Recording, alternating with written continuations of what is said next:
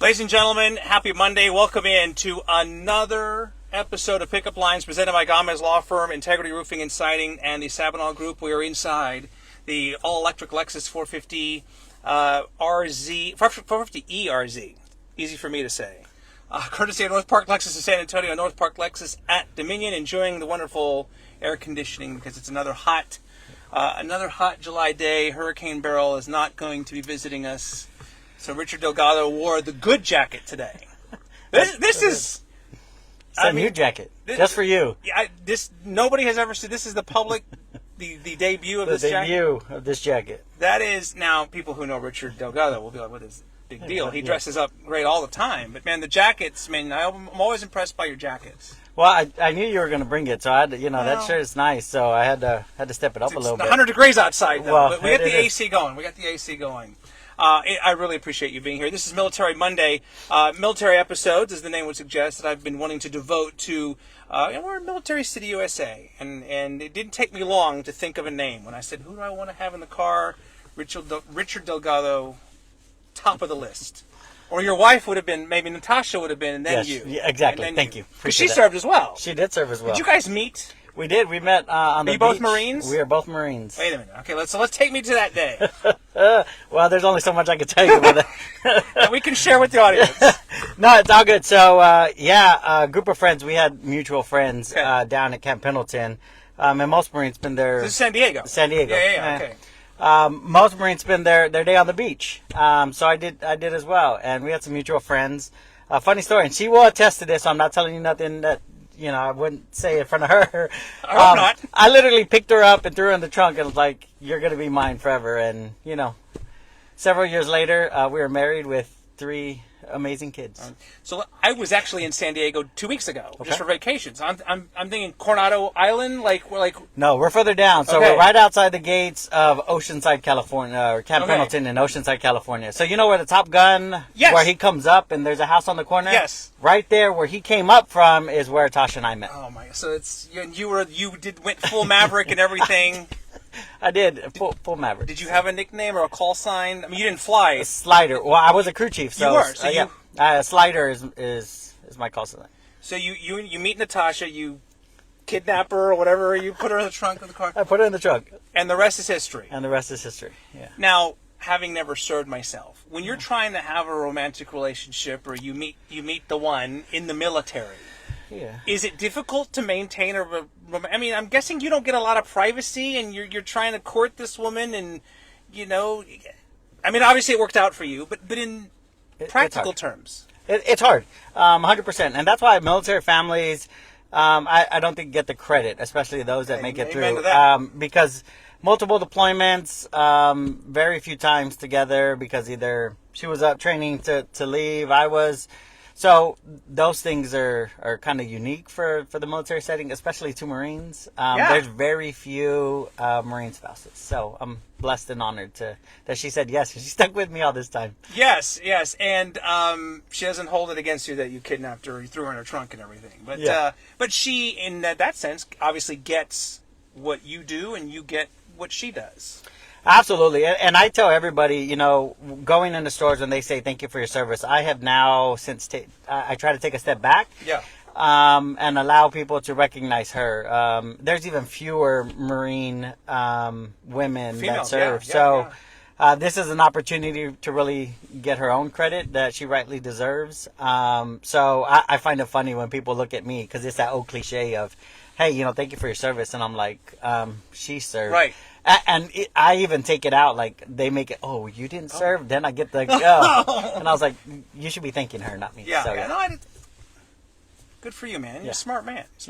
Yeah. So you were obviously spent time in San Diego, but were you ever deployed, went overseas, or? Yeah, absolutely. I mean, that's part of being a Marine. Yeah. So injury in 2004 sent me here for treatment, 28 surgeries later. Wait a minute. Okay. Surprise. What? So where are you from originally? Corpus. So you're from the Corpus area. Yeah. So you get injured. Yep. You are sent to San Antonio. Correct. You said 28 surgeries? So what most people don't realize is... Are you at liberty to say what happened? It's an incident. Okay. No, I respect that. Yeah. So what most people don't realize when they just look at me is when they think Wounded Warrior, they think severely burned, injured, missing limbs. Disfigured, whatever. Correct. Yes. Yeah. So I can't feel this side of my hand or this side of my arm. Got a lot of nerve and tendon damage underneath. Okay. They wanted to take my arm, to be 100% truthful. So I passed away a couple of times, so I have seen... Richard! Yeah. Did not know this, man. Yeah, a little heavy stuff. It's heavy, but it really... Now, when you think about what you know of me, why I invest so much time in what I do and giving back, because I think every day is precious, and those days that you're angry and frustrated, they come, but when you're so close to that, it's a different opportunity to really give back. So that's why we give back. Were you married yet when this happened? No, we were funny story. We were still dating. So Tasha left the military. That's another reason why she got out. I won't say she left the military. Okay. To come take care of me. So I give her even more credit. Right. Because who knows what if she would have served longer. Her dad's also a Marine. Yeah. So I called her dad when the doctor's like, well, you're not going to be able to use your arm, blah, blah, blah, all this stuff that I couldn't do. Then I was like, well, I'm glad you told me I couldn't do. We're gonna prove you wrong. Yeah, exactly. But I called her dad and I was like, hey, just tell your daughter, thanks, we're good. And it didn't work out. So she followed me here. And my gosh. Is she from Corpus as well? Or where's she's from Wisconsin, from Racine, Wisconsin. Okay. Wisconsin. Okay. So you come to San Antonio. You might not otherwise have ever come to San Antonio had you not been injured. Is that fair to say? Yeah. I would say so. I mean, I know I wasn't going to go back home regardless of when I got done. Right. And, it just happened to be San Antonio. I mean, this is the number one trauma center. This is where most injured come and recuperate and do the great things that we do. Well, they obviously did well because, I've known you for a little while. In full disclosure, we met kind of in the Fiesta Ray Feo universe. Yeah. And I honestly did not know about... Most people don't. Yeah. But that speaks to your service. And you made a decision very early on that you were going to give back, come hell or high water. And here we are today. And I literally, you were just in Normandy, right? I was. For D-Day. For D-Day, for the 80th anniversary of D-Day. So that I can't imagine what that's like. I followed some of your adventures on social media. Yeah. That was pretty powerful, right? 48 World War II veterans, youngest 97, oldest 105. To hear these stories and a walk with these men. So got to spend some personal time with several of them. One, Sam, World War II veteran out of New Orleans. He's known as the Mad Hatter in New Orleans. So if you're in New Orleans, go stop by his shop. Sam is there. But to hear the stories, and that's something that I think with what you do on Military Mondays, we need more of. We need more and more of those telling their stories, good, bad, and indifferent, to help enlighten, or I won't say enlighten, but to help navigate the younger generation. I completely agree, and not to brag on what I'm doing here. This is a little show, but part of the reason I insisted on doing at least a Military Monday was because I was in the news for all these years, and you think you know San Antonio, or you think you're kind of plugged in, and I never served and everything, but what I have found out is there's so many, and I've known you, like personally I've known you, but I didn't know the whole military story and everything, and Natasha could sit here and do her own episode, and I'm sure you know 100 people off the top of your head that could do that, and these stories need to be told, so we're going to get there. We're going to get there one at a time. I should mention, by the way, because your title in your business card is you're the senior community investor at Boeing. Correct. You might notice the Boeing lapel pin right here. Gotta wear the pin. But is Boeing kind of in part why you were able to go to Normandy? Absolutely. So Boeing was the reason I got to go to Normandy. So we partnered with, and we being Boeing Company, partnered with Delta Airlines, the Best Defense Foundation, and Michelin to take those 48 veterans to Normandy for the 80th anniversary. The pomp and circumstance of the entire thing, to be close to presidents. He was there, yeah? Yep. So President Biden was there. French President Macron was there. Got a selfie with President Lazinski. Of Ukraine. Yeah, of Ukraine. Yeah. So these are sand from the Utah beach. Here, let me hold it up. Let's look at that. And Omaha Beach. Okay. And these now belong to you. Get out of here, Richard. So you do a lot for the community. So this was collected on the actual 80th anniversary of D-Day. Brought them back. So now those belong in your household, and I will cherish these forever. This is unbelievable. Thank you. By the way, that's unbelievable. I have watched you through the Ray Feo and through Fiesta and everything, and I know you give back, and I see you and your kids and Natasha. You're seemingly everywhere. On weekends and holidays and 4th of July, you were just doing stuff. The apples, the Delgado apples, did not fall far from the tree either, right? Because your son was it the American Heart Association? Yeah, American Heart Association. So he's Teen Impact of the Year for Austin, San Antonio. Raised over $18,000 as a 13-year-old. So yeah. That's amazing. Well, and it goes to the network. It goes to folks like you, to Norma and Fernando Reyes, to Larry. The Fiesta family is very tight, and the network that I have been able to amass here in San Antonio, they know that if I'm behind something, I've checked it out, it's going to a good cause. I'm not just lending my name, just like you. So No, that's awesome. So you went into the Marines at, what, 17? 17. And you were in total for? 10 years. So you got out, you were healing up, obviously, and everything, and then you decided that education was going to be a way. I mean, you wanted to raise awareness and give back. Yeah. But education was something that was high on your radar at the time. Yeah, going through all those surgeries, I wanted to find something that I knew I needed to make an impact with. So, and you were going to stay in San Antonio. And I was going to stay in San Antonio. I mean, just the beyond being Military City, USA, what people think that it's just a monarchy. And that's not the case for me and a lot of veterans and military. Right. The support that you see through this town. So wasn't going to leave. All my care is here. Didn't want to uproot none of that. So what I did is started going to school. And then I found this startup university of Texas A&M San Antonio. Right. Well, so my PAC family is going to get upset. So let me digress here because I don't want the president to get called. He's going to text me, I'm sure. So graduated from, went to Palo Alto College, very small. I mean, on the south side. Yeah. So did great work there, and then I founded A&M San Antonio, which was on the portables of PAC, so it made it very convenient before this sprawling campus. Right, it just started. It just started. A&M San Antonio is what, like 12, 13, 15 years old, 15 something like years. Well, I think we're going to celebrate our 20th, I think. Is it already that much? Yep, 20 years. I remember 10. Yep. I remember the 10th anniversary. 20 years. Oh my God, just flies by. It does. So I spent 15 years there, help create and solidify the military programs, helped design the Patriots Casa, so the first of its kind in the nation, built from the ground up. So, kind of left my mark there, and then... You were also student body president, right? I was. You were the student government president. I mean, that... Yeah. I was part of the leadership team of the first president, so Crescencio Davila is our first SGA president. And a group of students just came together to figure out, look, brand new institution, let's leave our mark. Let's create some cool things. And we started with student government. Mr. and Mrs., which now is Royalty San Antonio, helped start that. Yes. Student Engagement Board helped create that. I mean, there's a lot of things that... I was the first mascot. Most people don't know. Wait. You kind of... You stole my thunder. Oh, goodness gracious. Yeah. Now he hasn't... He's general now. He is general now. Back then... Is this you, by the way, in this picture? Yeah. This is literally...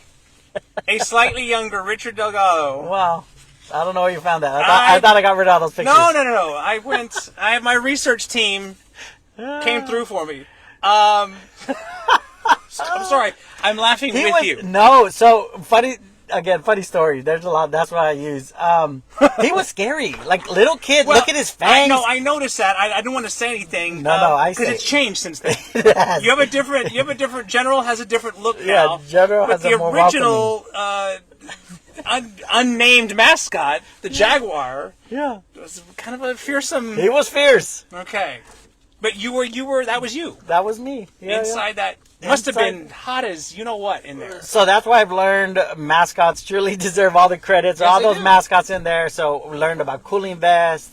The new one, we've put fans and all kinds of cool things. Technology now is state of the art. So. And you were able, because that is like a lot of physical, a lot of move in with your injury and everything. You were able to.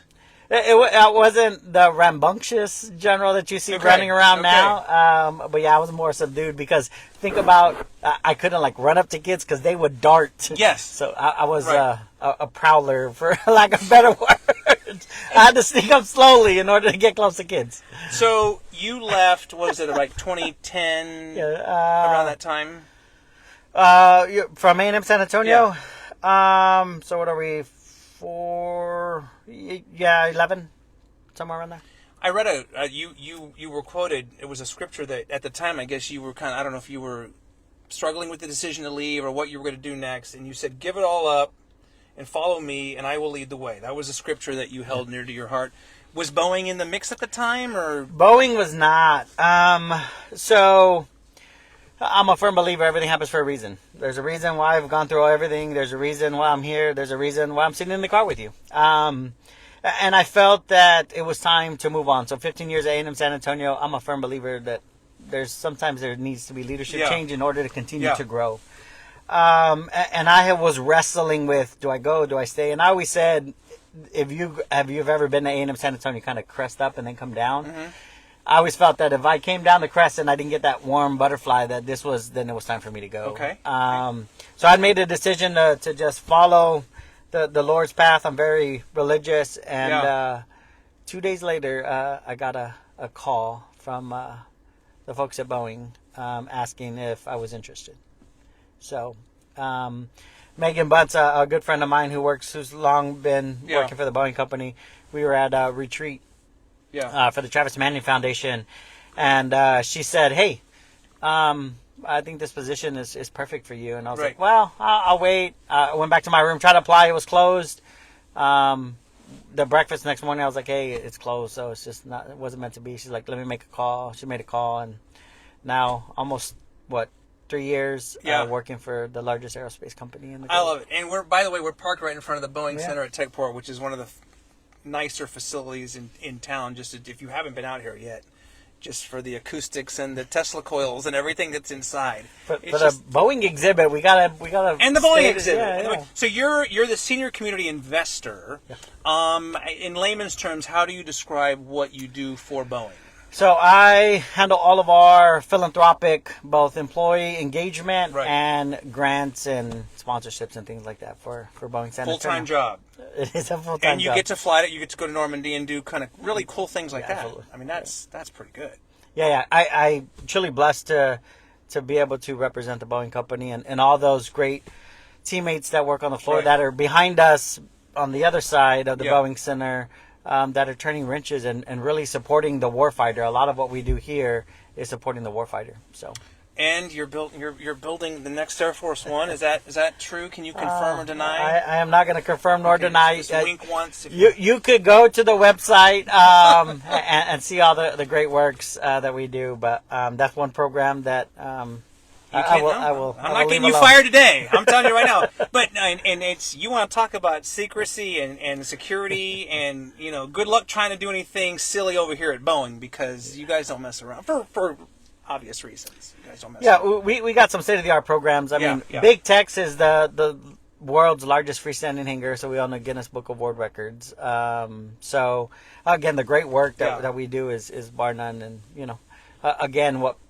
$100 million a year the Boeing Company gives out globally. Oh, no, for sure. So, I think I've seen it happen in by the way, I should mention, speaking of which, with the product placement here. Product placement. You handed me these a few minutes ago. So I didn't know Boeing was into swag as well. Well, you got to be in swag. That's how we keep the younger generation. So for us at Boeing and what I do, it's all about the youth. It's really to engage them into aerospace because technology is going to advance, but we still need those men and women to come work at our plants. Well, on the Techport, the Boeing Center here, with e-gaming and, talk about state-of-the-art and trying to plug into the young people, Well, and that's what it's all about. So this is the first time the Boeing Company has put our name on something that we do not operate and own.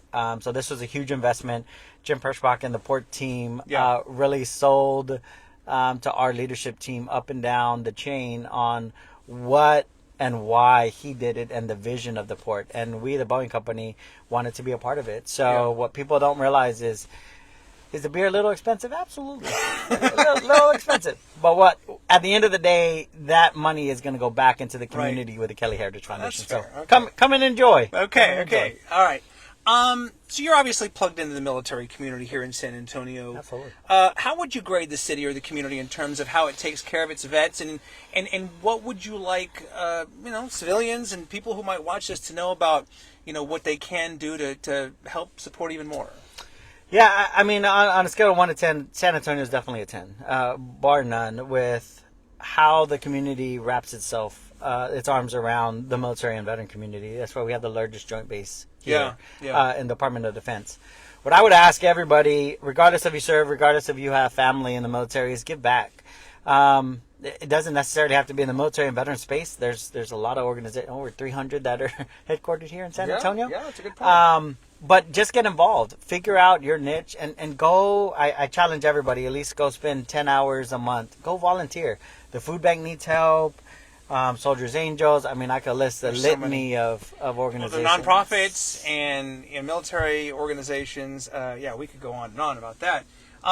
Your kids obviously get it, and then they've, like I said, didn't fall far from the tree. Have any of them expressed an interest in military, and would you support that or want that for them? Absolutely, they have not. So they either want to be a firefighter, a police officer.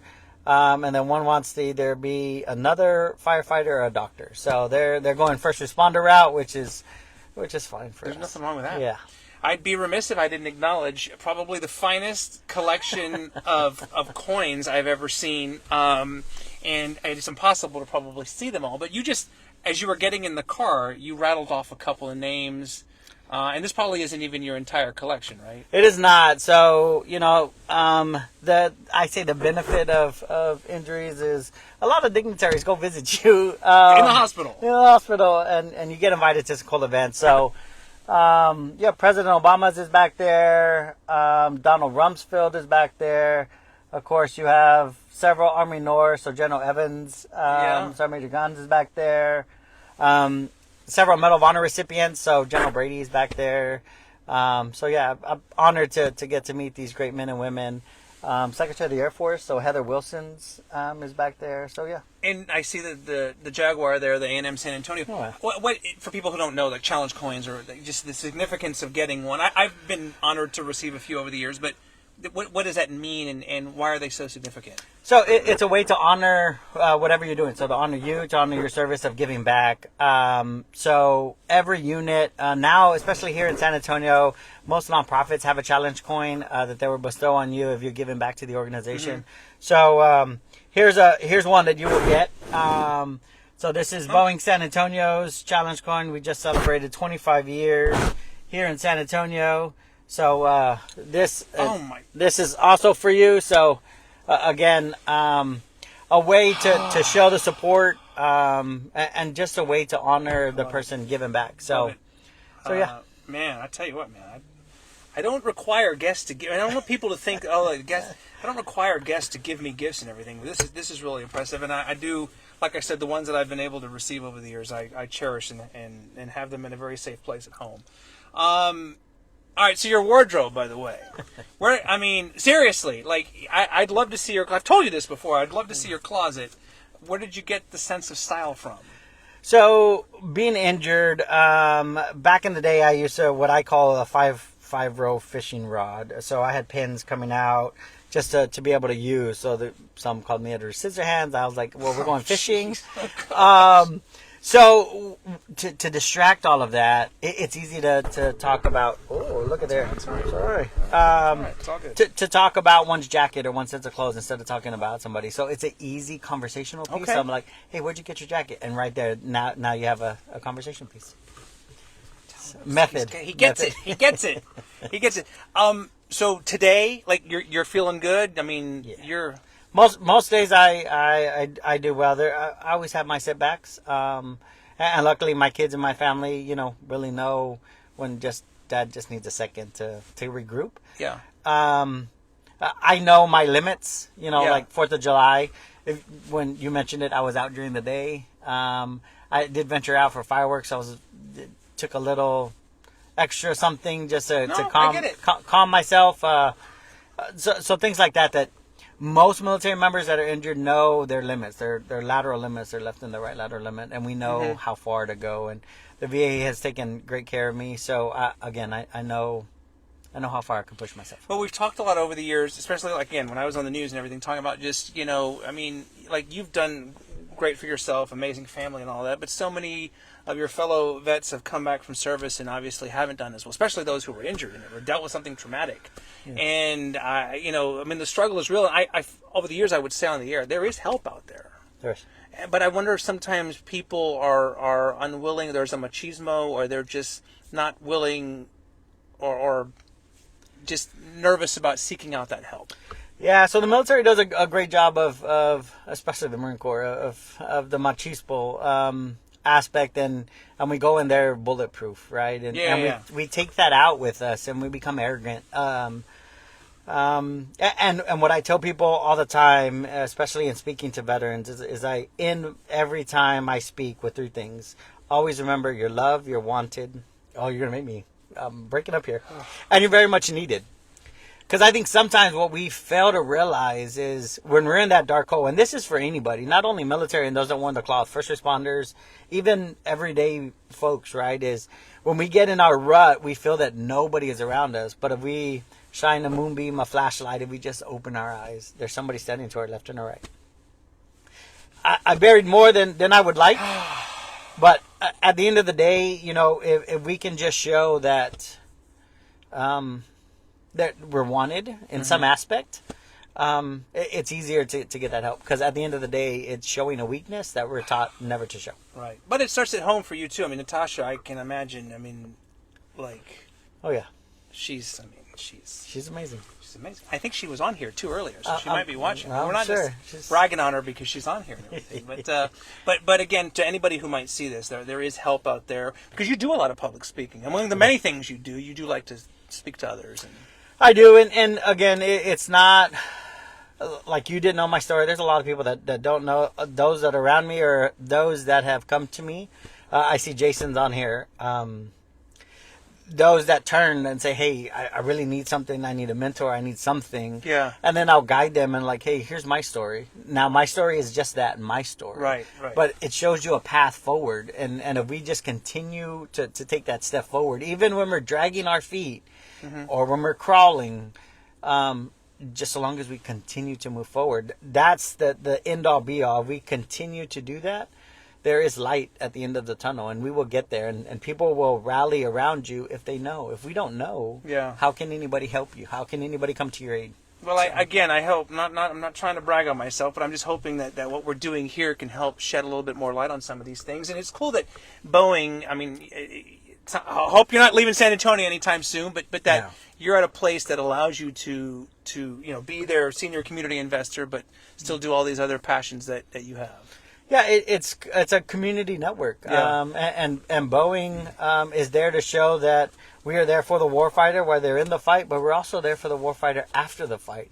For example, we took 48 World War II veterans to Normandy. Yeah. I mean, we will continue to be there. We just don't want to get you there in one of our aircraft. We also want to support you holistically. So that means wellness, and what we don't tend to realize is that means mental wellness as well. Yeah. So. It used to be kind of, taboo to talk mental illness, right? But we're in a different time now. And I think that's the biggest thing that we as human beings need to realize is just as we look in the mirror, we see what's outside, but if we look closely, you actually see what's inside and what you may need help on. Brother, I can't tell you, man. This is. I have all the feels, man. It's good stuff. I mean, I liked you already before you got in the car today, and now you give me some stuff and you open up and tell me some pretty powerful things. You think you know how I feel about you and your family, and we'll get your son in here next time because we can brag on him and Natasha too. Do another Military Monday with Natasha. I know this probably wasn't the easiest thing in the world to revisit some of these things and bring them back up, but I'd like to think it had an impact. And to me, at the end of the day, that's what matters, is the impact. And having somebody else, somebody may watch this and be like, golly, let me reach out for help. And again, I'm accessible. I'm an open book, as we talked about earlier. Yes, you are. There's nothing to hide. So I tried to find dirt. But he didn't have any. So. Well, you found some. You found a picture of me. This is the lasting image here of a slightly younger Richard Delgado back in his when he was prowling around the Tamusa campus as the mascot. Pretty cool stuff. So, thank you again for your service then and now. All the best to you and your family, and keep doing what you're doing, man. It's awesome stuff. It's a team effort, team sport. Takes a village, right? Takes a team, man. I know you have it. Richard Delgado, ladies and gentlemen, Boeing senior community investor, and a great way to kick off the week on another Military Monday here on Pickup Lines, presented by Gamez Law Firm, Integrity Roofing and Siding, and the Sabinal Group. We'll be back tomorrow. Actually, we'll do another Military Monday soon. We've got another episode coming up here tomorrow. So until then, have a great day. Be safe. We'll see you next time. Bye.